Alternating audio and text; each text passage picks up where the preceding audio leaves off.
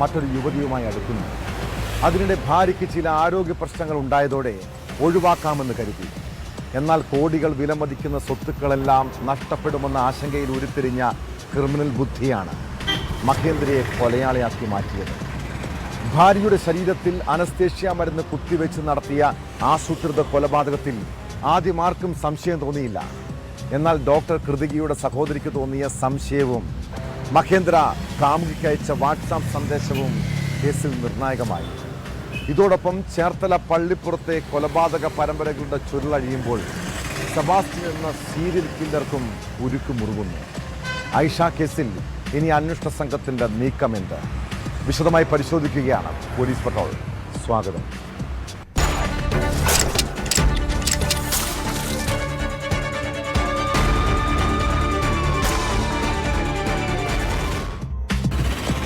Doctor കൃതികയുടെ ഓർമ്മകൾ നിറഞ്ഞു നിൽക്കുന്ന ബംഗളൂരു അയ്യപ്പ ലേഔട്ടിൽ സ്ഥിതി ചെയ്യുന്ന ആഡംബര വീട്. 3 കോടിയോളം രൂപ വിലമതിക്കുന്ന വീടിന് മുന്നിലെത്തിയാൽ in memory of doctor Krithika Reddy എന്ന ബോർഡ് കാണാം. മകളും ഭർത്താവും പേരക്കുട്ടികളും സന്തോഷത്തോടെ ജീവിക്കുമെന്ന് കരുതി കൃതികയുടെ മാതാപിതാക്കൾ നിർമ്മിച്ചു നൽകിയ വീട് ഇപ്പോൾ അവർക്ക് കണ്ണീരോർമ്മയാണ്. മരുമകൻ ഡോക്ടർ മഹേന്ദ്രയുടെ ക്രൂരതകൾ ആ കുടുംബത്തിൻ്റെ സ്വപ്നങ്ങളും പ്രതീക്ഷകളും തകർത്തു. വെറും സ്വത്തിനു വേണ്ടി മാത്രമാണ് അയാൾ അവളെ വിവാഹം കഴിച്ചത്. അതിനിടെ അവിഹിത ബന്ധം തുടരാൻ ഡോക്ടർ മഹേന്ദ്ര ഭാര്യയെ കൊലപ്പെടുത്തുന്നു. ബംഗളൂരുവിൽ അനസ്തേഷ്യ മരുന്ന് നൽകി യുവ ഡോക്ടറെ കൊലപ്പെടുത്തിയ കേസിൽ ഞെട്ടിപ്പിക്കുന്ന വിവരങ്ങളാണ് പുറത്തുവരുന്നത്.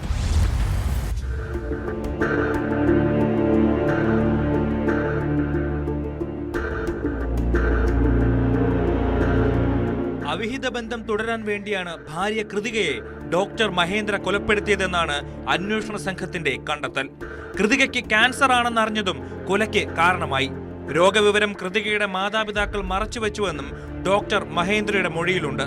വിവാഹമോചനം നേടിയാൽ കോടിക്കണക്കിന് വിലമതിക്കുന്ന സ്വത്തുക്കൾ കിട്ടില്ല എന്ന് അറിയാവുന്നതിനാലാണ് കൊലപ്പെടുത്താൻ തീരുമാനിച്ചതെന്നാണ് മൊഴി. മരിക്കുന്നതിന് തലേ ദിവസം കൃതികയ്ക്ക് 15 ml അനസ്തേഷ്യ നൽകിയിരുന്നു. വാട്സാപ്പ് ചാറ്റുകൾ പോലീസ് വീണ്ടെടുത്തതിനു പിന്നാലെയാണ് മഹേന്ദ്ര പോലീസിനോട് കുറ്റസമ്മതം നടത്തിയത്. കൃതികയെ കൊന്നുവെന്ന് പെൺസുഹൃത്തിന് അയച്ച സന്ദേശം കേസ് അന്വേഷണത്തിൽ നിർണായകമായി.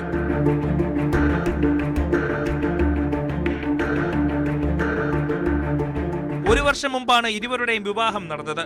ഏപ്രിൽ 23-നാണ് കൃതികയെ വീടിനുള്ളിൽ മരിച്ച നിലയിൽ കണ്ടെത്തിയത്. ഏപ്രിൽ 21-ന് കൃതികയ്ക്ക് ശാരീരിക അസ്വസ്ഥതകളുണ്ടായി.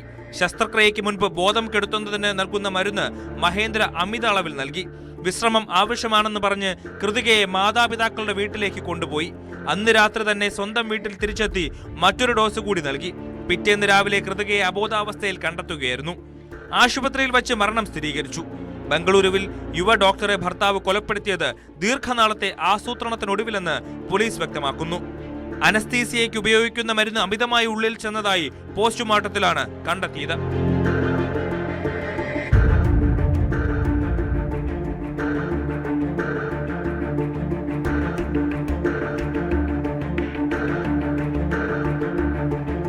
അതിനിടെ മകൾക്കായി ബംഗളൂരു അയ്യപ്പ ലേ ഔട്ടിൽ നിർമ്മിച്ചു നൽകിയ 3 കോടിയുടെ വീട് ഡോക്ടർ കൃതിക റെഡ്ഡിയുടെ മാതാപിതാക്കൾ ദാനം ചെയ്തു. ആ വീട് ഞങ്ങൾ അവൾക്കായി ഉണ്ടാക്കിയതാണ്. അവിടെ അവളില്ല. കൃതികയില്ലാത്ത ആ വീട്ടിലേക്ക് ഇനി ഞങ്ങളുമില്ല. അതുകൊണ്ട് ആ വീട് ഇസ്കോൺ ട്രസ്റ്റിന് നൽകിയെന്ന് മാതാപിതാക്കൾ പറഞ്ഞു. 3 കോടിയോളം രൂപ വില വരുന്ന വീടിന് മുന്നിൽ in memory of doctor Krithika Reddy എന്ന ബോർഡും സ്ഥാപിച്ചു.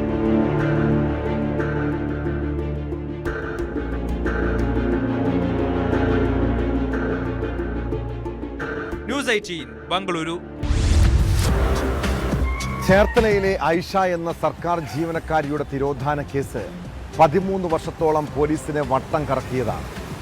2012 മുതൽ പോലീസ് ഐഷയ്ക്ക് വേണ്ടി അന്വേഷണം നടത്തി. ഒടുവിൽ ഏറ്റുമാനൂരിലെ ജൈനമ്മയെ കാണാതായ കേസുമായി ബന്ധപ്പെട്ടുള്ള അന്വേഷണത്തിലാണ് പള്ളിപ്പുറത്തെ സീരിയൽ കില്ലറെ കുറിച്ചുള്ള വിവരം ലഭിച്ചത്. അതോടെ കൊലപാതക പരമ്പരകളുടെ ചുരുളഴിയുന്നു. അങ്ങനെയാണ് ഐഷയും സെബാസ്റ്റിന്റെ ഇരയാണെന്ന് കണ്ടെത്തിയത്. സ്വർണവും പണവും തിരിച്ചു ചോദിച്ചതിന്റെ പകവീട്ടിലായിരുന്നു കൊലപാതകം. ഐഷ കൊലക്കേസിന്റെ കേസ് ഡയറിയുടെ പകർപ്പ് ന്യൂസ് 18 ലഭിച്ചു. പള്ളിപ്പുറത്തെ വീട്ടുവളപ്പിൽ നിന്ന് കണ്ടെത്തിയ മൃതദേഹാവശിഷ്ടങ്ങളിൽ ഐഷയുടേതുമുണ്ടെന്ന നിഗമനത്തിലാണ് പോലീസ്. പള്ളിപ്പുറത്തെ വീടും പരിസരവുമായിരുന്നു അവരുടെ അവസാന ടവർ ലൊക്കേഷൻ.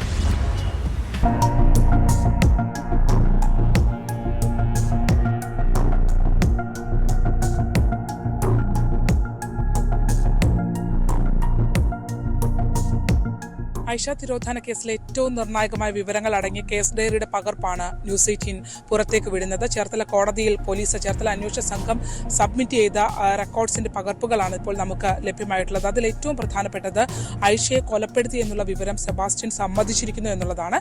സെബാസ്റ്റ്യന്റെ കൺഫെഷൻ ഈ കേസിനകത്ത് ലഭ്യമായിട്ടുണ്ട്, കോട്ടയം ക്രൈംബ്രാഞ്ചിന് മുന്നിൽ ലഭ്യമായിട്ടുണ്ട് എന്ന് ഈ കേസ് ഡയറി വ്യക്തമാക്കുന്നു. മറ്റൊന്ന്, ഐഷ എന്ന് കൊല ചെയ്യപ്പെട്ടു അതിനെ സംബന്ധിച്ച വിശദാംശങ്ങളും ഈ കേസ് ഡയറിയിൽ ഉണ്ട് എന്നുള്ളതാണ്. നേരത്തെ നമുക്കറിയാം ഐഷയുടെ ഏറ്റവും അടുത്ത സുഹൃത്തായ സ്ത്രീ നമ്മളോട് വ്യക്തമാക്കിയിരുന്നു ഈ ഐഷയെ കാണാതായ 2012 മെയ് 13 അവർ പോയത് പള്ളിപ്പുറത്തെ വീട്ടിലേക്കാണ് എന്നുള്ളത് പറഞ്ഞിരുന്നു. മാത്രമല്ല തന്റെ വസ്തു രജിസ്ട്രേഷനുമായി ബന്ധപ്പെട്ട് താൻ കരുതി വെച്ചിരുന്ന പണം സെബാസ്റ്റ്യന്റെ കൈവശമായത് ഐഷയും സെബാസ്റ്റ്യനും തമ്മിൽ പ്രശ്നങ്ങൾ ഉണ്ടാക്കാൻ കാരണമായിരുന്നു. മാത്രമല്ല ഈ ദിവസം സെബാസ്റ്റ്യൻ ഐഷയെ മർദ്ദിക്കുകയും ചെയ്തു എന്നും അതിന്റെ ദൃക്സാക്ഷിയാണ് താനെന്നും ആ സ്ത്രീ നമ്മളോട് വ്യക്തമാക്കിയിരുന്നു. അതിനെ സാധൂകരിക്കുന്ന രീതിയിലാണ് കാര്യങ്ങൾ കേസ് ഡയറിയിലും രേഖപ്പെടുത്തിയിട്ടുള്ളത്.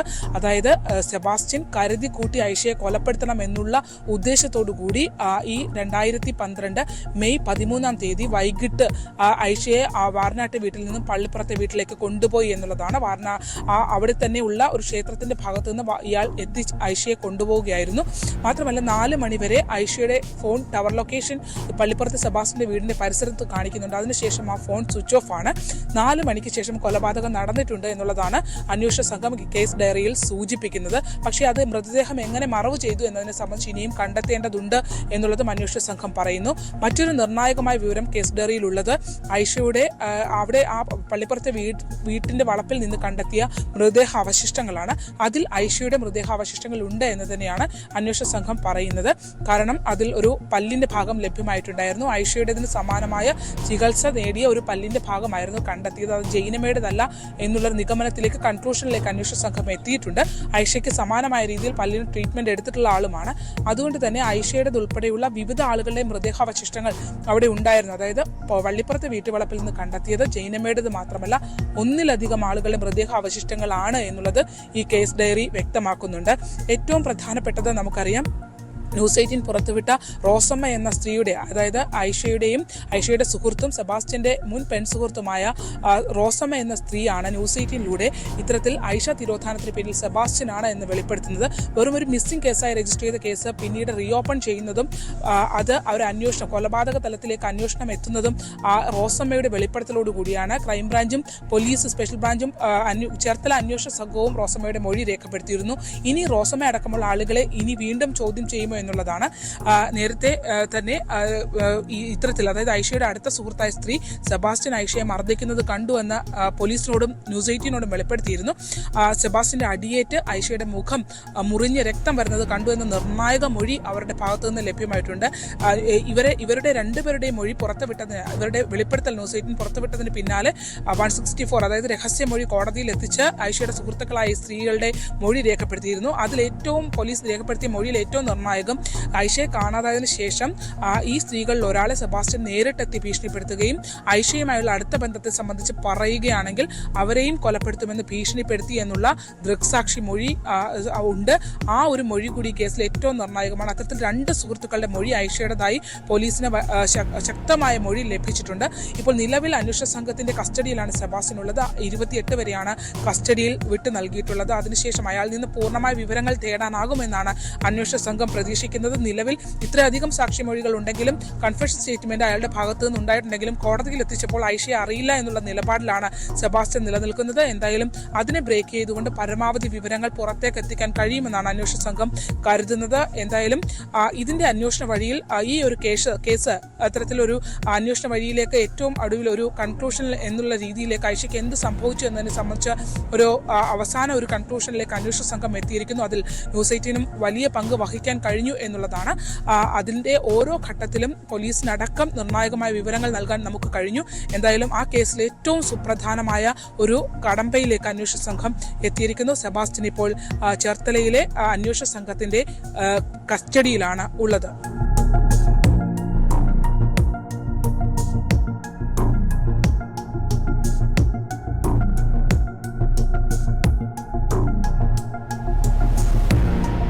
ആലപ്പുഴയിൽ നിന്നും ശരണ്യ സ്നേഹജൻ, ന്യൂസ് 18.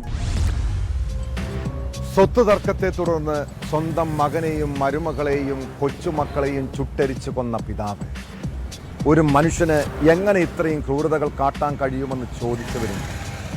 ഇടുക്കി ചീനിക്കുഴി കൂട്ടക്കൊല കേരളത്തിൻ്റെ മനസാക്ഷിയെ മരവിപ്പിച്ച സംഭവമാണ്. 2022 മാർച്ച് 19 ചീനിക്കുഴി സ്വദേശി ഫൈസൽ മുഹമ്മദ്, ഭാര്യ ഷീബ, പെൺമക്കളായ മെഹറിൻ, അസ്ന എന്നിവരെ ഉറങ്ങിക്കിടക്കുമ്പോൾ പിതാവ് ഹമീദ് വീടിന് തീ കൊളുത്തി ചുട്ടരിച്ച് കൊന്നത്. കേസിൽ ശനിയാഴ്ച കോടതി വിധി പറയുകയാണ്. ഹമീദ് മാത്രമാണ് കേസിലെ ഏക പ്രതി.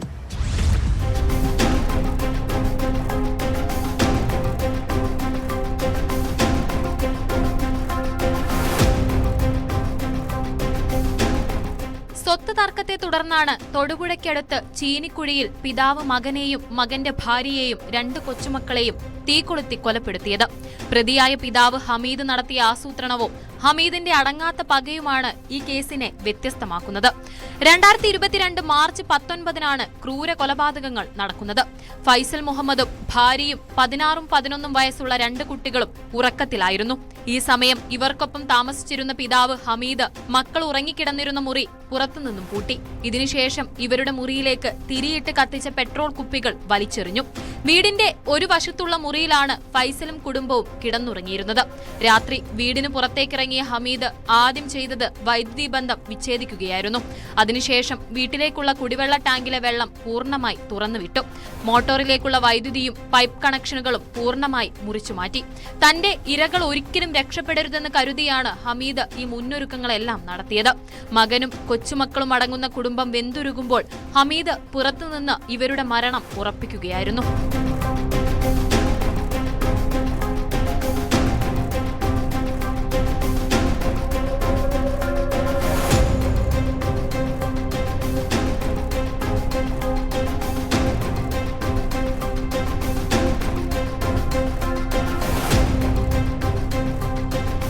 ഹമീദിന്റെ ഇളയ മകനായിരുന്നു ഫൈസൽ. ഇഷ്ടദാനമായി ഫൈസലിന് നൽകിയ തറവാട് വീട് തിരികെ നൽകണമെന്ന ആവശ്യവുമായാണ് ഹമീദ് മകന്റെ അടുക്കലെത്തിയത്. ദിവസവും ആട്ടിറച്ചി വേണമെന്നായിരുന്നു ഹമീദിന്റെ ആവശ്യം. പിന്നീട് ഇതേ ചൊല്ലി കലഹം പതിവായി. ഇതിനൊടുവിലാണ് ഹമീദ് ഈ ക്രൂരകൃത്യം നടത്തിയത്. കൊലപാതകം നടത്തിയ അന്ന് തന്നെ പോലീസ് ഹമീദിനെ പിടികൂടി. ചോദ്യം ചെയ്യലിൽ പ്രതി കുറ്റം സമ്മതിക്കുകയും ചെയ്തു. ഫൈസൽ പുതിയതായി പണി കഴിപ്പിച്ച വീട്ടിലേക്ക് മാറാനിരിക്കെയാണ് പിതാവ് മകനെയും കുടുംബത്തെയും ഇല്ലാതാക്കിയത്. കൊലപാതകത്തിന്റെ ഞെട്ടലിൽ നിന്ന് ഈ ഗ്രാമം ഇനിയും മുക്തരായിട്ടില്ല. കോടതിയുടെ അന്തിമ വിധിക്കായി കാത്തിരിക്കുകയാണ് പ്രദേശവാസികൾ.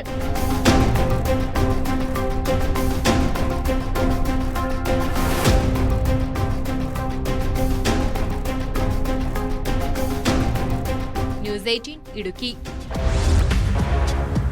രാഷ്ട്രീയ പ്രവർത്തനത്തിന്റെ മറവിൽ ലഹരി ഇടപാടും മദ്യക്കടത്തുമാണ് പണി. യൂത്ത് ലീഗ് നേതാവ് അബ്ദുൾ ഷഫീഖ് ഇന്നോ ഇന്നലെ തുടങ്ങിയതല്ല ഈ ഏർപ്പാട്. പിടിക്കപ്പെട്ടാൽ പാർട്ടിയുടെ സംരക്ഷണം. കാസർഗോഡ് ആറങ്ങാടിയിലെ യൂത്ത് ലീഗ് പ്രാദേശിക നേതാവ് ഷഫീഖിനെ 2019 ലഹരി മരുന്നും ഇതര സംസ്ഥാന മദ്യവുമായി കയ്യോടെ പിടികൂടിയിട്ടും നേതൃത്വം അയാളെ സംരക്ഷിച്ചു. എന്നാൽ ഈ നാട്ടിലെ ചെറുപ്പക്കാരെ വഴിതെറ്റിക്കുന്ന ഇതുപോലുള്ള നേതാക്കളെ അങ്ങനെ വെറുതെ വിടാൻ കഴിയുമോ? ലഹരി കേസിൽ ഷഫീഖിന് കോടതി 7 വർഷം കഠിന തടവ് ശിക്ഷയാണ് വിധിച്ചിരിക്കുന്നത്. പ്രതി 1 ലക്ഷം രൂപ പിഴയും ഒടുക്കണമെന്നാണ് കാസർഗോഡ് ജില്ലാ സെഷൻസ് കോടതിയുടെ ഉത്തരവ്.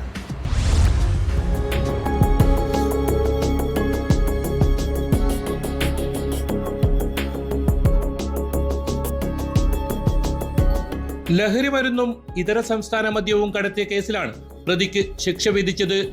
ആറങ്ങാടി സ്വദേശി അബ്ദുൾ ഷഫീഖിനെയാണ് കാസർഗോഡ് ജില്ലാ സെഷൻസ് കോടതി ശിക്ഷിച്ചത്. 7 വർഷം കഠിന തടവിനും 1 ലക്ഷം രൂപ പിഴയുമാണ് ശിക്ഷ. പിഴയടച്ചില്ലെങ്കിൽ 1 വർഷം അധിക കഠിന തടവും അനുഭവിക്കണം. യൂത്ത് ലീഗ് ആറങ്ങാടി ശാഖാ പ്രസിഡന്റാണ് അബ്ദുൾ ഷഫീഖ്. 2019 ഫെബ്രുവരി 13 കേസിനാസ്പദമായ സംഭവം. കർണാടക സുള്ളിയിൽ നിന്നും കാസർഗോഡ് ഭാഗത്തേക്ക് പോവുകയായിരുന്ന കാറിൽ നിന്നാണ് മയക്കുമരുന്നുകളും മദ്യക്കുപ്പികളും പിടികൂടിയത്. ആദൂർ പോലീസ് സ്റ്റേഷൻ പരിധിയിലെ കുണ്ടാറിൽ നടത്തിയ പരിശോധനയിലാണ് പ്രതി പിടിയിലായത്. ഇയാളിൽ നിന്നും 13 ഗ്രാമോളം മെത്താഫിറ്റാമിനും 2 കുപ്പി കർണാടക നിർമ്മിത വിദേശ മദ്യവും പിടികൂടിയിരുന്നു. ആദൂർ പോലീസ് രജിസ്റ്റർ ചെയ്ത കേസിൽ ഇൻസ്പെക്ടർമാരായ മാത്യു MA, AB ജോൺ എന്നിവരാണ് അന്വേഷണം നടത്തിയത്. കോടതിയിൽ കുറ്റപത്രം സമർപ്പിച്ചത് ഇൻസ്പെക്ടറായിരുന്ന പ്രേം സദനാണ്. കാസർഗോഡ് ജില്ലാ സെഷൻസ് കോടതി ജഡ്ജി സാനു S പണിക്കറാണ് ശിക്ഷ വിധിച്ചത്.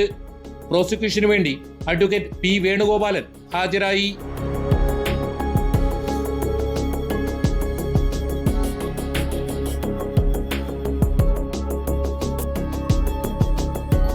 ന്യൂസ് 18 കാസർഗോഡ്. എൻ്റെ മരണത്തിന് കാരണം പോലീസ് ഉദ്യോഗസ്ഥനായ ഗോപാൽ മദനെയാണ്. അയാൾ എന്നെ 4 തവണ ബലാത്സംഗം ചെയ്തു. 5 മാസത്തിലേറെ മാനസികവും ശാരീരികവുമായി പീഡിപ്പിച്ചു. മഹാരാഷ്ട്രയിൽ ലൈംഗിക പീഡനത്തിനിരയായി ആത്മഹത്യ ചെയ്ത യുവ വനിതാ ഡോക്ടർ കൈപ്പത്തിൽ എഴുതിയ കുറിപ്പാണിത്. സംഭവത്തിന് പിന്നാലെ ആരോപണ വിധേയനായ സബ് ഇൻസ്പെക്ടർ ഗോപാൽ മദനയെ സസ്പെൻഡ് ചെയ്തു. അതേസമയം ഡോക്ടറുടെ ആത്മഹത്യയിൽ സംസ്ഥാന സർക്കാരിനെതിരെ പ്രതിഷേധവുമായി പ്രതിപക്ഷം രംഗത്തെത്തിയിട്ടുണ്ട്.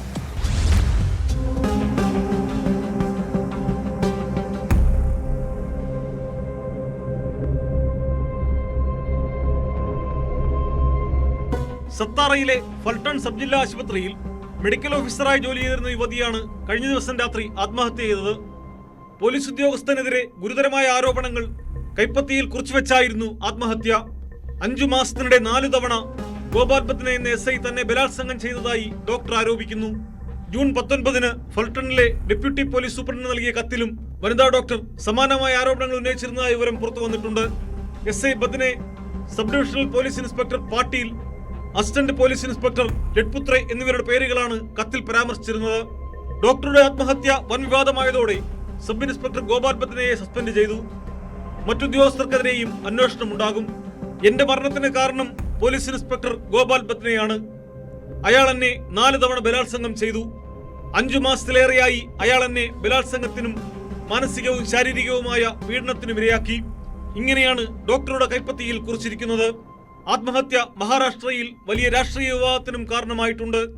മാസങ്ങൾക്ക് മുമ്പ് നൽകിയ പരാതി അവഗണിച്ചതാണ് ആത്മഹത്യയിലേക്ക് നയിച്ചതെന്നാണ് പ്രതിപക്ഷ ആരോപണം.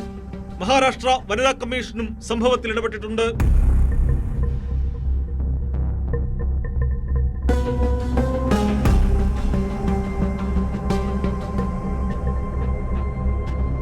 ന്യൂസ് 18 മുംബൈ. തിരുവനന്തപുരം വെട്ടൂർ സ്വദേശിനി നിഷ ഉപജീവന മാർഗത്തിനായി നടത്തുന്നതാണ് ജ്യൂസ് കട.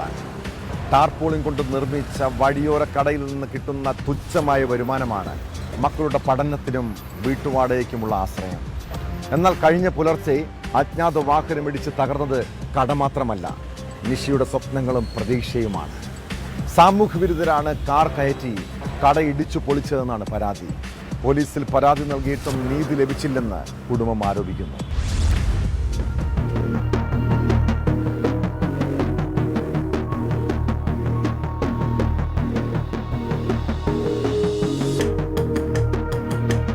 വർക്കല മേൽവെട്ടൂരിന് സമീപം വെട്ടൂർ സ്വദേശിയായ നിഷ നടത്തിവരുന്ന ടാർപോളിൻ കൊണ്ട് നിർമ്മിച്ച വഴിയോര കടയാണ് അജ്ഞാത വാഹനം ഇടിച്ചു തകർത്തത്.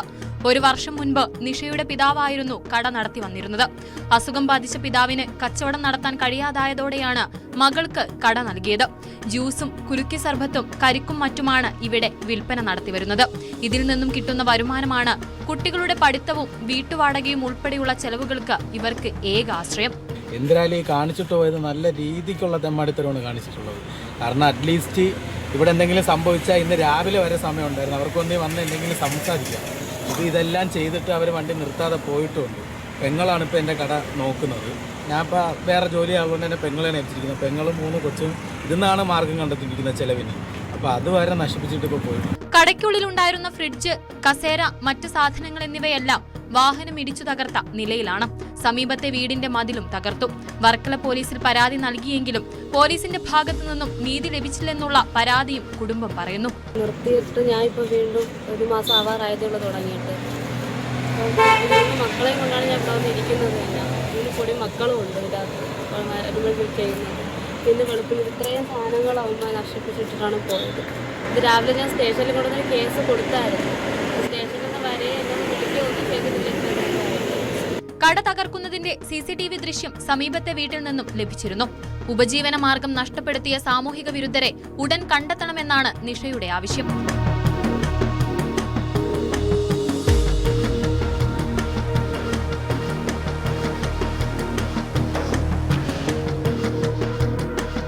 ന്യൂസ് 18 ആറ്റിങ്ങൽ.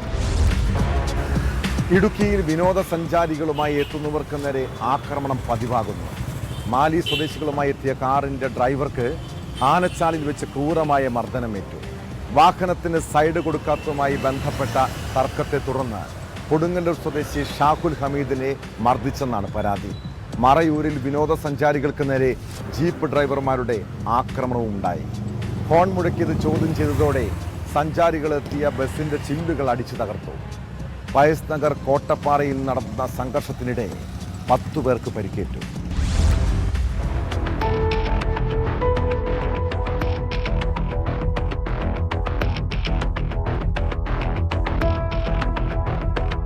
മാലി സ്വദേശികളായ സഞ്ചാരികളുമായി മൂന്നാറിലെത്തിയ ശേഷം തിരികെ പോകും വഴിയാണ് കാർ ഡ്രൈവർക്ക് മർദ്ദനമേറ്റത്. വാഹനത്തിന് സൈഡ് കൊടുക്കാത്തതുമായി ബന്ധപ്പെട്ട തർക്കത്തെ തുടർന്ന് ആനച്ചാൽ ടൗണിന് സമീപം വെച്ച് മർദ്ദിച്ചെന്നാണ് പരാതി. കൊടുങ്ങല്ലൂർ സ്വദേശി ഷാഹുൽ ഹമീദിനാണ് മർദ്ദനമേറ്റത്. സ്കൂട്ടറിലെത്തിയ സംഘം വാഹനത്തിന് സൈഡ് കൊടുക്കാത്തത് ചോദ്യം ചെയ്യുകയും തുടർന്ന് മർദ്ദിക്കുകയും ആയിരുന്നുവെന്ന് ഷാഹുൽ ഹമീദ് പറയുന്നു. കഴിഞ്ഞ ദിവസം ഞാൻ മൂന്നാറിലേക്ക് ഗസ്റ്റിനെ കൊണ്ടുവരികയും പിന്നെ തിരിച്ചു കൊണ്ടുപോകും വഴി ഒരു സ്കൂട്ടർ യാത്രികൻ സൈഡ് കൊടുക്കാത്തതിനെ പറ്റി തർക്കമാവുകയും എന്നെ വാഹനത്തിൽ വെച്ച് എന്നെ മർദ്ദിക്കുകയും ചെയ്തു. അതിൻ്റെ ഭാഗമായി എൻ്റെ മൂക്കിൻ്റെ എല്ലിന് പൊട്ടൽ സംഭവിച്ചിട്ടുണ്ട്. പോലീസിൽ അറിയിച്ചിട്ടുണ്ട്. ആക്രമണത്തിൽ ഷാഹുലിന്റെ മൂക്കിന് പൊട്ടലേറ്റു. ഇയാൾ അടിമാലി താലൂക്ക് ആശുപത്രിയിൽ ചികിത്സ തേടി. പോലീസിൽ പരാതി നൽകിയിട്ടുണ്ട്. പരാതിയുടെ അടിസ്ഥാനത്തിൽ അന്വേഷണം ആരംഭിച്ചതായി പോലീസ് അറിയിച്ചു.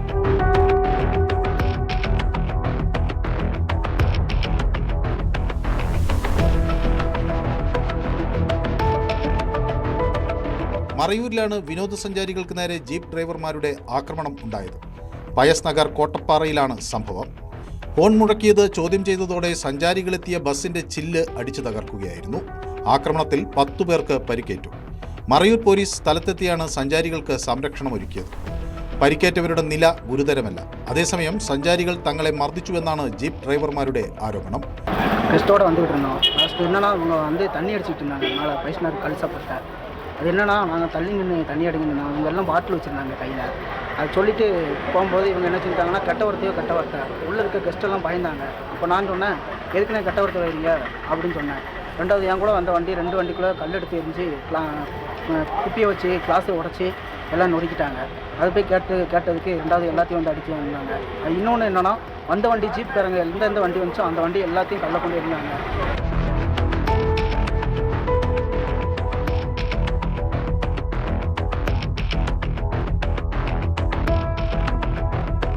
ന്യൂസ് 18 ഇടുക്കി. ശബരിമല സ്വർണ്ണ കവർച്ചാ കേസിൽ നിർണായക കണ്ടെത്തലുമായി പ്രത്യേക അന്വേഷണ സംഘം. ചെന്നൈയിൽ വേർതിരിച്ചെടുത്ത സ്വർണം ഉണ്ണികൃഷ്ണൻ പോറ്റി ബെല്ലാരിയിലെ സ്വർണ്ണ വ്യാപാരി ഗോവർദ്ധന് വിറ്റുവെന്ന വിവരം ലഭിച്ചു. ഇത് സംബന്ധിച്ച് ഗോവർദ്ധൻ SITക്ക് മൊഴി നൽകിയിട്ടുണ്ട്. ചെന്നൈയിലെ സ്മാർട്ട് ക്രിയേഷൻസിൽ വെച്ച് പാളികളിൽ നിന്ന് വേർതിരിച്ച സ്വർണം ഉണ്ണികൃഷ്ണൻ പോറ്റി വിറ്റുവെന്നാണ് മൊഴി. ഇതിൻ്റെ അടിസ്ഥാനത്തിൽ തൊണ്ടി മുതൽ കണ്ടെത്തുന്നതിനു വേണ്ടി ഉണ്ണികൃഷ്ണൻ പോറ്റിയെയും കൊണ്ട് ക്രൈംബ്രാഞ്ച് ബംഗളൂരുവിലേക്ക് തിരിച്ചിട്ടുണ്ട്. സ്വർണം പൂശലിനൊടുവിൽ കുറവ് വന്ന 476 ഗ്രാം സ്വർണം എവിടെയെന്ന ചോദ്യത്തിന് ഉത്തരം കണ്ടെത്താനുള്ള നീക്കത്തിലാണ് അന്വേഷണ സംഘം.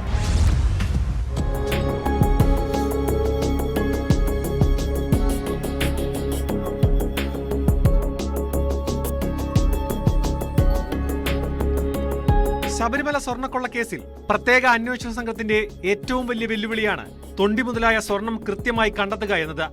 ചെന്നൈ സ്മാർട്ട് ക്രിയേഷൻസിൽ നിന്നും ബാക്കി വന്ന 476 ഗ്രാം സ്വർണം ഉണ്ണികൃഷ്ണൻ പോറ്റി ബെല്ലാരിയിലെ സ്വർണ്ണ വ്യാപാരി ഗോവർദ്ധന് വിറ്റു എന്ന കണ്ടെത്തൽ ഈ വെല്ലുവിളി മറികടക്കാൻ സഹായിക്കുമെന്നാണ് SITയുടെ പ്രതീക്ഷ. ഗോവർദ്ധനുമായി ഉണ്ണികൃഷ്ണൻ പോറ്റിക്ക് മറ്റ് സാമ്പത്തിക ഇടപാടുകളുണ്ടെന്നും SIT കണ്ടെത്തിയതായി റിപ്പോർട്ടുകളുണ്ട്. ശബരിമലയിലെ ശാന്തി എന്ന് പറഞ്ഞാണ് ഉണ്ണികൃഷ്ണൻ പോറ്റി ഗോവർദ്ധനെ കബളിപ്പിച്ചത്. ഉണ്ണികൃഷ്ണൻ പോറ്റിക്ക് വേണ്ടി കൽപേഷ് എന്നയാളാണ് സ്വർണം വാങ്ങിയതെന്ന് ചെന്നൈ സ്മാർട്ട് ക്രിയേഷൻ CEO അറിയിച്ചിരുന്നു. ഇയാളെക്കുറിച്ചും SITക്ക് വ്യക്തമായ സൂചന ലഭിച്ചതായാണ് വിവരം. ശബരിമലയിൽ വിജയ് മല്യ 24 കാരറ്റ് സ്വർണമാണ് പൊതിഞ്ഞത്. 2019 ഇതാണ് ചെന്നൈയിലെ സ്മാർട്ട് ക്രിയേഷൻസിൽ വെച്ച് വേർതിരിച്ചെടുത്തത്. 989 ഗ്രാം സ്വർണമാണ് വേർതിരിച്ചെടുത്തത്. അതിൽ നിന്നും 109 ഗ്രാം ചെന്നൈ സ്മാർട്ട് ക്രിയേഷൻസ് പണിക്കൂലിയായി വാങ്ങിയിരുന്നു. ഉണ്ണികൃഷ്ണൻ പോറ്റി വിൽപ്പന നടത്തിയ സ്വർണം കണ്ടെടുക്കുകയാണ് SITയുടെ അടുത്ത ദൗത്യം. അതോടൊപ്പം സ്മാർട്ട് ക്രിയേഷൻസ് കൈപ്പറ്റിയ സ്വർണവും വീണ്ടെടുക്കേണ്ടതുണ്ട്. തെളിവെടുപ്പിനായി മുഖ്യപ്രതി ഉണ്ണികൃഷ്ണൻ പോറ്റിയെ പ്രത്യേക അന്വേഷണ സംഘം ബംഗളൂരുവിലേക്ക് കൊണ്ടുപോയി. ഇയാളെ ചെന്നൈ സ്മാർട്ട് ക്രിയേഷൻസിലെത്തിച്ചും തെളിവെടുക്കും. കേസിൽ പ്രതിപട്ടികയിലുള്ള കൂടുതൽ പേരുടെ അറസ്റ്റ് ഉടൻ ഉണ്ടാകുമെന്നാണ് സൂചന. ദ്വാരപാല ശില്പപാളികളിലെ സ്വർണം കടത്തിയതിൽ 10 പ്രതികളാണുള്ളത്.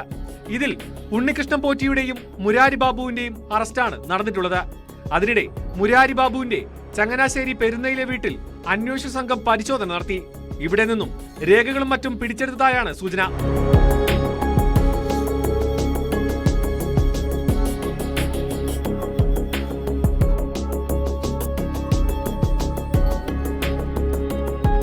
ന്യൂസ് 18 തിരുവനന്തപുരം. പോലീസ് ഉദ്യോഗസ്ഥനായ അഭിലാഷ് ഡേവിഡിനെ സർവീസിൽ നിന്നും പിരിച്ചുവിട്ടില്ലെന്ന വാദം അപ്പാടെ പൊളിയുന്നു. തിരുവനന്തപുരം സിറ്റി പോലീസ് കമ്മീഷണർ നടപടി സ്വീകരിച്ചതായി പുറപ്പെടുവിച്ച ഉത്തരവിൻ്റെ പകർപ്പ് ന്യൂസ് 18 ലഭിച്ചു. ഉത്തരവിറങ്ങി 1.5 വർഷത്തിന് ശേഷം അഭിലാഷിനെതിരായ നടപടി റദ്ദാക്കിയത് പോലീസ് മേധാവിയായിരുന്ന ഷെയ്ഖ് ദർബേഷ് സാഹിബാണ്. അതേസമയം അഭിലാഷ് ഡേവിഡിനെതിരെ DGPക്ക് പരാതി നൽകാനാണ് കോൺഗ്രസിൻ്റെ തീരുമാനം. ശ്രീകാര്യം സ്റ്റേഷനിൽ CA ആയിരിക്കെ അഭിലാഷ് പണം വാങ്ങി ലൈംഗിക അതിക്രമ കേസ് ഒതുക്കി തീർക്കാൻ ശ്രമിച്ചുവെന്ന പരാതിയിലാണ് അന്ന് നടപടിയുണ്ടായത്.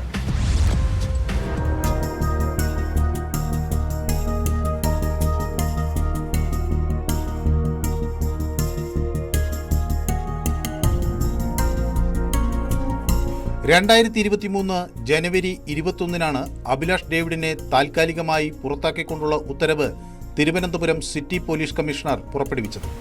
നോട്ടീസ് നൽകി 15 ദിവസത്തിനകം തൃപ്തികരമായ മറുപടി ലഭിച്ചില്ലെങ്കിൽ പുറത്താക്കൽ സ്ഥിരപ്പെടുത്തും എന്ന് ഉത്തരവിൽ പറയുന്നു. അഭിലാഷ് ശ്രീകാര്യം സ്റ്റേഷനിലെ CA ആയിരിക്കെ ലൈംഗിക അതിക്രമ കേസ് പണം വാങ്ങി ഒത്തുതീർപ്പാക്കാൻ ശ്രമിച്ചു എന്ന ആരോപണമാണ് ഉയർന്നത്. എന്നാൽ പിരിച്ചുവിടൽ തീരുമാനം 1.5 വർഷത്തിനു ശേഷം പിൻവലിക്കുകയും കാരണം കാണിക്കൽ നോട്ടീസിന് അഭിലാഷ് മറുപടി നൽകുകയും ചെയ്തു. തുടർന്ന് പിരിച്ചുവിടൽ എന്നത് 2 വർഷത്തെ ശമ്പള വർധന തടയലിൽ ഒതുക്കുകയായിരുന്നു DGP.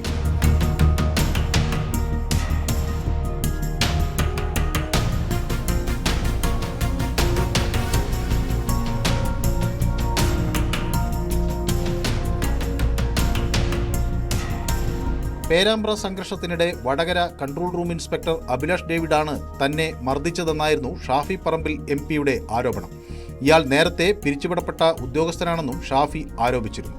എന്നാൽ സസ്പെൻഷൻ മാത്രമാണ് ഉണ്ടായത് എന്നായിരുന്നു അഭിലാഷിന്റെ വിശദീകരണം. ഇടതു കേന്ദ്രങ്ങളിൽ ഒരു വിഭാഗവും ഈ വാദത്തെ പിന്തുണച്ചിരുന്നു. ഇത് ശരിയല്ലെന്ന് വ്യക്തമാക്കുന്നതാണ് പുറത്തുവന്ന ഉത്തരവിന്റെ പകർപ്പ്. അഭിലാഷിനെതിരായ നടപടി റദ്ദാക്കിയത് പോലീസ് മേധാവിയായിരുന്ന ഷെയ്ഖ് ദർവേഷ് സാഹിബാണ്. നടപടിക്കെതിരെ അഭിലാഷ് കേരള അഡ്മിനിസ്ട്രേറ്റീവ് ട്രിബ്യൂണലിനെ സമീപിച്ചില്ലെന്നും വ്യക്തമായി. 144 പേരെ പോലീസിൽ നിന്ന് പുറത്താക്കിയെന്ന് മുഖ്യമന്ത്രി നിയമസഭയിൽ പറഞ്ഞെങ്കിലും ഇതിൽ ഭൂരിപക്ഷവും സർവീസിൽ തിരികെ കയറിയ വിവരമാണ് ഇപ്പോൾ പുറത്തുവരുന്നത്. പുറത്താക്കപ്പെട്ടവരുടെ പട്ടിക സർക്കാർ വെളിപ്പെടുത്തുന്നുമില്ല. അതിനിടെ അഭിലാഷിനെതിരെ നിലപാട് കടുപ്പിക്കുകയാണ് കോൺഗ്രസ്. അഭിലാഷ് ഡേവിഡ് ക്രിമിനലാണെന്ന് പ്രതിപക്ഷ നേതാവ് VD സതീശൻ ആരോപിച്ചു. 1.5 വർഷം മുമ്പ് തിരുവനന്തപുരം സിറ്റി പോലീസ് കമ്മീഷണർ അദ്ദേഹത്തെ ഡിസ്മിസ് ചെയ്യാനുള്ള ഉത്തരവിറക്കിയതാണ്. ആ ഉത്തരവിൻ്റെ കൂടെയുള്ള ആളുകളൊക്കെ ഇപ്പോഴും സർവീസിന് പുറത്താണ്.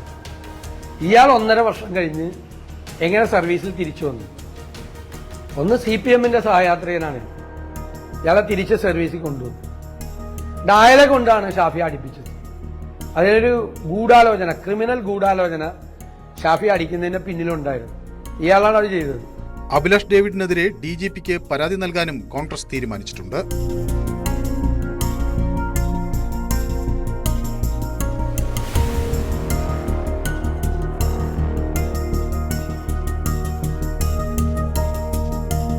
വിവിധ ബ്യൂറോകൾക്കൊപ്പം ന്യൂസ് ഡെസ്ക് ന്യൂസ് 18.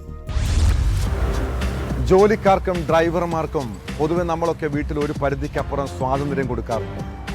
വർഷങ്ങളായി കുടുംബവുമായി അടുപ്പമുള്ളവരെ വിശ്വസിക്കുന്നതിന് കുഴപ്പമൊന്നുമില്ല. എന്നാൽ എല്ലാവരെയും കണ്ണടച്ച് വിശ്വസിക്കാൻ കഴിയില്ല. കാസർഗോഡ് മാണിയാട്ട് വീട്ടിൽ നിന്നും സ്വർണം കവർന്നത് മുൻ ഡ്രൈവറാണ്. മാണിയാട്ട് സ്വദേശി രവീന്ദ്രൻ്റെ വീട്ടിൽ നിന്നും 5 ലക്ഷത്തോളം രൂപ വിലമതിക്കുന്ന സ്വർണ്ണാഭരണങ്ങളാണ് കവർന്നത്.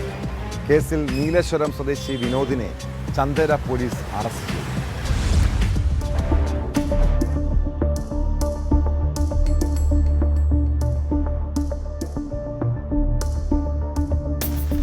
തൃക്കരിപ്പൂർ മാണിയാട്ട് റിട്ടയർഡ് അധ്യാപകനായ CM രവീന്ദ്രന്റെ വീട്ടിൽ നിന്നാണ് സ്വർണ്ണാഭരണങ്ങൾ കവർന്നത്. ഈ മാസം 17-ന് ഉച്ചയ്ക്ക് 1 മണിക്കും 21-ന് രാത്രി 8 മണിക്കും ഇടയിലാണ് മോഷണം നടന്നതെന്ന് വ്യക്തമായിരുന്നു. ഓരോ പവൻ വീതം തൂക്കം വരുന്ന 3 വളകളും 2.5 പവന്റെ ഒരു മാലയും ഉൾപ്പെടെ 5.5 പവന്റെ ആഭരണങ്ങളാണ് മോഷണം പോയത്. കുടുംബവുമായി ബന്ധപ്പെട്ടവരെയും അടുത്ത് ഇടപഴകുന്നവരെയും കേന്ദ്രീകരിച്ച് നടത്തിയ അന്വേഷണത്തിലാണ് മുൻ ഡ്രൈവറായ വിനോദ് പിടിയിലാകുന്നത്. വീട്ടിലെ കിടപ്പുമുറിയിൽ സൂട്ട്കേസിൽ സൂക്ഷിച്ചിരുന്ന ആഭരണങ്ങളാണ് വിനോദ് മോഷ്ടിച്ചത്. മോഷണം നടത്തിയ ശേഷം മാണിയാട്ടെ ഒരു ഓട്ടോറിക്ഷയിലാണ് വിനോദ് നീലേശ്വരത്തേക്ക് പോയത്. വിനോദ് ആഡംബരത്തിനായി പണം ചെലവിടുന്നതായും സൂക്ഷിക്കണമെന്ന് നീലേശ്വരത്തെ ഒരു ബന്ധു രവീന്ദ്രൻ നൽകിയ സൂചനയാണ് അന്വേഷണം വിനോദിലെത്തിച്ചത്. കവർച്ചയ്ക്ക് ശേഷം വിനോദ് നീലേശ്വരത്തേക്ക് പോയ അതേ ഓട്ടോറിക്ഷയിൽ യാത്ര ചെയ്ത് രവീന്ദ്രൻ വിവരങ്ങൾ ശേഖരിച്ചിരുന്നു. നീലേശ്വരത്തെ ഒരു ജ്വല്ലറിയിൽ വിനോദ് 2 വള വിറ്റതായി മനസ്സിലാക്കിയതോടെ വിനോദിനെ തന്ത്രപൂർവ്വം വലയിലാക്കി പോലീസിന് കൈമാറുകയായിരുന്നു. പോലീസിന്റെ ചോദ്യം ചെയ്യലിൽ പ്രതി കുറ്റം സമ്മതിച്ചു. പ്രതിയുമായി ചന്ദേര പോലീസ് ജ്വല്ലറിയിൽ നടത്തിയ തെളിവെടുപ്പിൽ 4 പവൻ കണ്ടെടുത്തിട്ടുണ്ട്.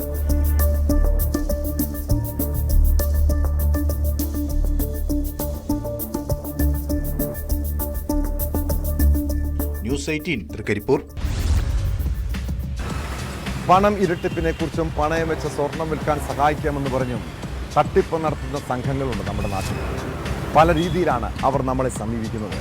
തിരുവനന്തപുരം ആറ്റിങ്ങലിൽ പണയ സ്വർണം വിൽക്കാനെന്ന വ്യാജേന വിളിച്ചു വരുത്തിയാണ് യുവാവിനെ കൊള്ളയടിച്ചത്. യുവാവിനെ ഓട്ടോയിൽ കയറ്റിക്കൊണ്ടുപോയി മുളകുപൊടി എറിഞ്ഞ് പണം തട്ടുകയായിരുന്നു. കേസിൽ ഒളിവിലായിരുന്ന അവസാന പ്രതിയും പിടിയിലായി.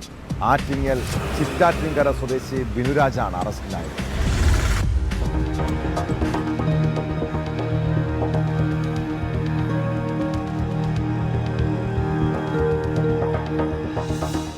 കഴിഞ്ഞ സെപ്റ്റംബർ 25-ന് വൈകിട്ട് 3:30-യോടെയാണ് സംഭവം. നഗരൂർ ആൽത്തറമൂട് സ്വദേശി സാജനെ പണയസ്വർണം വിൽക്കാനെന്ന വ്യാജേന വിളിച്ചു വരുത്തി ഓട്ടോയിൽ കയറ്റിക്കൊണ്ടുപോവുകയായിരുന്നു. തുടർന്ന് ആറ്റിങ്ങൽ രാമച്ചംവിള ബൈപ്പാസ് റോഡിൽ വെച്ച് കണ്ണിൽ മുളകുപൊടി എറിഞ്ഞ് 2.5 ലക്ഷം രൂപ തട്ടിയെടുത്തു. ഈ കേസിലെ 5-ാം പ്രതിയാണ് പിടിയിലായ ബിനുരാജ്.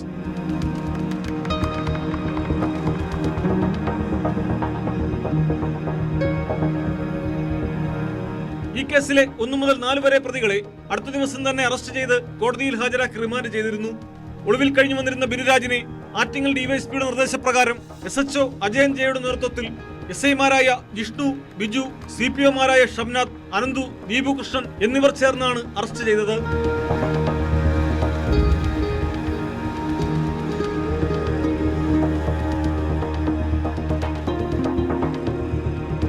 ന്യൂസ് 18 ആറ്റിങ്ങൽ. സംസ്ഥാനത്ത് ചെറിയ ഇടവേളയ്ക്ക് ശേഷം കുഴൽപ്പണ സംഘങ്ങൾ വീണ്ടും സജീവമാവുകയാണ്. അയൽ സംസ്ഥാനങ്ങളിൽ നിന്ന് അതിർത്തി വഴിയാണ് കുഴൽപ്പണക്കടത്ത്. അതിനായി കമ്മീഷൻ വ്യവസ്ഥയിൽ ഏജന്റുമാരുമുണ്ട്. പാലക്കാട് അനധികൃതമായി കടത്തിയ 2.5 കോടി രൂപയുമായി ഇതര സംസ്ഥാനക്കാരൻ പിടിയിലായി. വാളയാർ എക്സൈസ് ചെക്ക് പോസ്റ്റിൽ വെച്ചാണ് രാജസ്ഥാൻ സ്വദേശി ഭവാനി സിംഗ് വലയിലായത്. കോയമ്പത്തൂരിൽ നിന്ന് പാലക്കാടേക്ക് പണം കടത്താനുള്ള നീക്കമാണ് എക്സൈസിന്റെ ഇടപെടലിൽ പൊളിഞ്ഞത്.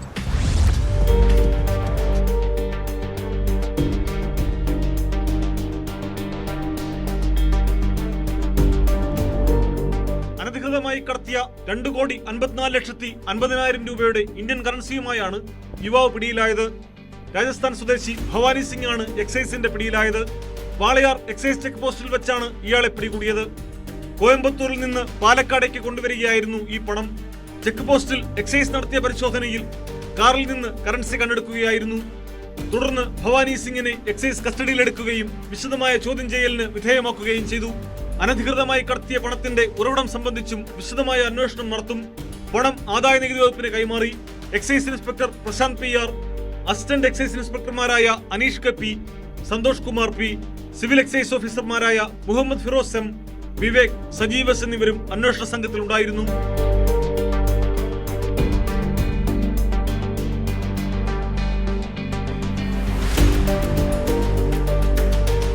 ന്യൂസ് 18 പാലക്കാട്.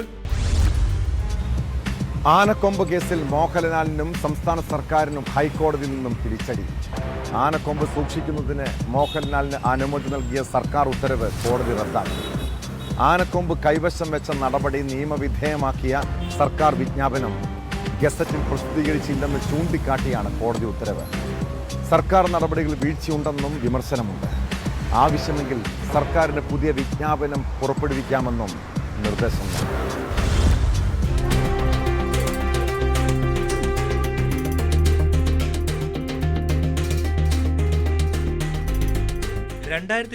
ഡിസംബർ 21 ആദായ നികുതി വകുപ്പ് നടത്തിയ റെയ്ഡിലാണ് മോഹൻലാലിന്റെ തേവരയിലുള്ള വീട്ടിൽ നിന്ന് 2 ആനക്കൊമ്പുകൾ കണ്ടെത്തിയത്. ഇത് സൂക്ഷിക്കാൻ ആവശ്യമായ രേഖകൾ നടന് ഹാജരാക്കാൻ കഴിഞ്ഞില്ല. ഇതോടെ വനം വകുപ്പ് കേസെടുത്തു. തുടർന്നാണ് സർക്കാർ മോഹൻലാലിന് ഉടമസ്ഥാവകാശം നൽകി വിജ്ഞാപനം ഇറക്കുന്നത്. സർക്കാർ ഉത്തരവ് നിലനിൽക്കില്ലെന്ന് വ്യക്തമാക്കിയാണ് കോടതി നടപടി. ആനക്കൊമ്പിന്റെ ഉടമസ്ഥാവകാശ സർട്ടിഫിക്കറ്റുകൾ അസാധുവാണെന്ന് ചൂണ്ടിക്കാട്ടിയ കോടതി നടപടി നിയമവിരുദ്ധമാണെന്നും പ്രഖ്യാപിച്ചു.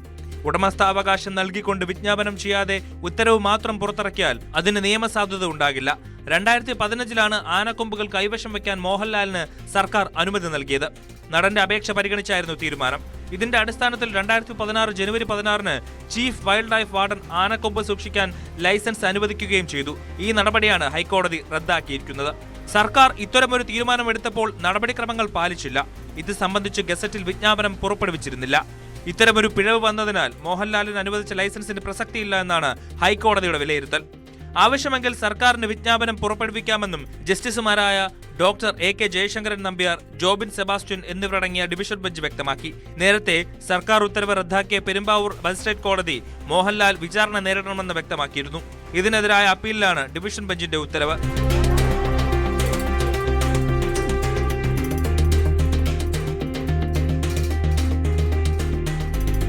ന്യൂസ് 18 കൊച്ചി. IOCയിൽ ജോലിയും പാർട്ടി പ്രവർത്തനവുമൊക്കെയായി നടന്ന കാലഘട്ടം. അന്ന് എറണാകുളം ഉദയംപേരൂരിലെ CPM നേതാവ് പങ്കജാക്ഷൻ നാട്ടുകാരുടെ എല്ലാ പ്രശ്നങ്ങളിലും സജീവമായി ഇടപെട്ടിട്ടുണ്ട്. ആർക്കെന്താവശ്യം വന്നാലും പങ്കജാക്ഷൻ അവിടെ എത്തും. എന്നാൽ ഈ സമീപകാലത്തായി പൊതുരംഗത്തു നിന്നെല്ലാം അദ്ദേഹം അല്പം പിന്നോട്ട് പോയി. വീട്ടിലെ സാമ്പത്തിക ബാധ്യതയും ആരോഗ്യ പ്രശ്നങ്ങളും അദ്ദേഹത്തെ വല്ലാതെ അലട്ടിയിരുന്നു. എന്നാൽ സ്വന്തം പാർട്ടി നേതാക്കളോടോ പ്രവർത്തകരോടോ ഒന്നും തുറന്നു പറഞ്ഞില്ല. പാർട്ടി ഓഫീസിൽ തൂങ്ങി മരിച്ചതോടെയാണ് മുൻ ലോക്കൽ സെക്രട്ടറി പങ്കജാക്ഷന്റെ പ്രശ്നങ്ങൾ എല്ലാവരും മനസ്സിലാക്കിയത്. സംഭവത്തിൽ ഉദയംപേരൂർ പോലീസ് വിശദമായി അന്വേഷണം ആരംഭിച്ചു.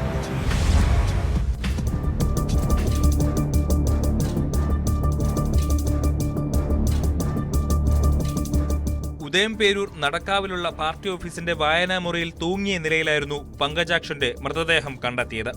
രാവിലെ പാർട്ടി ഓഫീസിൽ പത്രമിടാനെത്തിയ ആളാണ് മൃതദേഹം കണ്ടത്. പങ്കജാക്ഷന് സാമ്പത്തിക ബാധ്യത ഉണ്ടായിരുന്നതായി പറയുന്നു. അതിനൊപ്പം ആരോഗ്യ പ്രശ്നങ്ങളും രൂക്ഷമായിരുന്നു.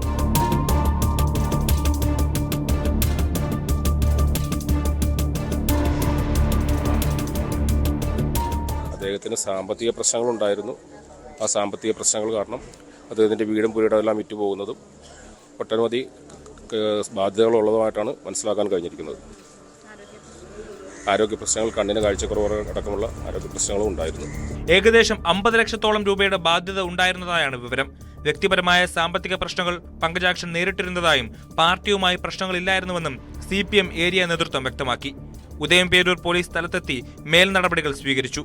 സംഭവത്തിൽ പോലീസ് വിശദമായ അന്വേഷണം തുടങ്ങിയിട്ടുണ്ട്. ഇന്ത്യൻ ഓയിൽ കോർപ്പറേഷനിലെ ജീവനക്കാരനായിരുന്ന പങ്കജാക്ഷൻ ഏതാനും വർഷം മുമ്പാണ് അവിടെ നിന്ന് വിരമിച്ചത്. ഭാര്യ ഭാസുര ദേവി CPM ഏരിയ കമ്മിറ്റി അംഗമാണ്.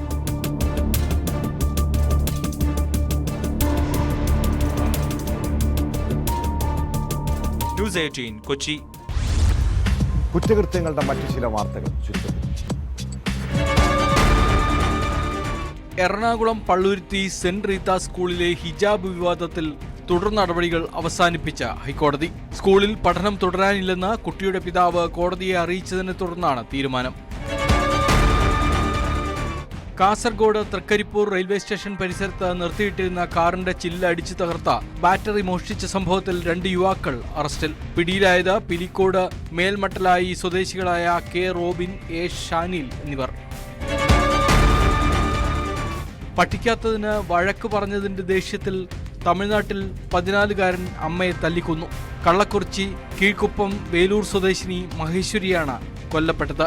മകനെ പോലീസ് അറസ്റ്റ് ചെയ്തു. ഭാര്യ കാമുകനൊപ്പം ഒളിച്ചോടിയെന്നറിഞ്ഞാൽ ഏതു ഭർത്താവിനാണ് സഹിക്കാൻ കഴിയുക?